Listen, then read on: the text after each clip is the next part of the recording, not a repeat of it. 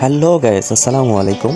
আজকে আমি আপনাদের মাঝে লইয়া আইলাম সহজ পদ্ধতিতে পাঙ্গাস মাছ রান্না। তাইরে নাইরে নাই পাঙ্গাস ভাজা খাই, চলেন দেখে আসি পাঙ্গাস মাছ কীভাবে রান্না লাগে। আমার পেশা সেভাবে আপনাদের কাউকে বলি নাই, আমার পেশা আসলে রান্নাবাড়ি করা। আমি একজন পেশাদার কুক।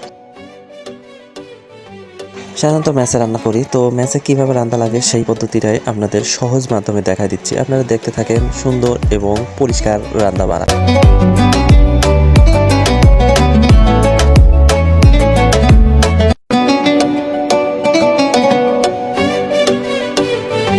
প্রতিটা মাছ সেই রকম এবং সুন্দরভাবে ভাইজা নিতে হবে। ভাজার উপরে সব কিছু নির্ভর করে, সব কিছু নিজের মধ্যে পরিবেশন করতে হয়। রান্নাবান্না এটা এক প্রকারের আর্টস। তো অতএব যখন আপনি রান্নাবান্না করবেন তখন অবশ্যই আপনার মনের মধ্যে সেই রান্নাটা প্রবেশ করাবেন, অর্থাৎ রান্নার মধ্যে ভালোবাসা মায়া সব কিছু রাখতে হবে। মনোযোগ সহকারে সেই রান্নাটা করলে অবশ্যই রান্না সুন্দর এবং সুস্বাদু হবে।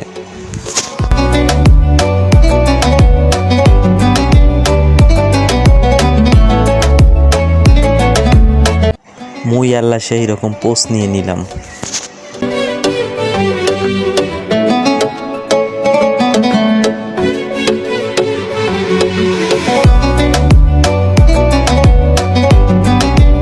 মাছ ভাজা মোর শেষ।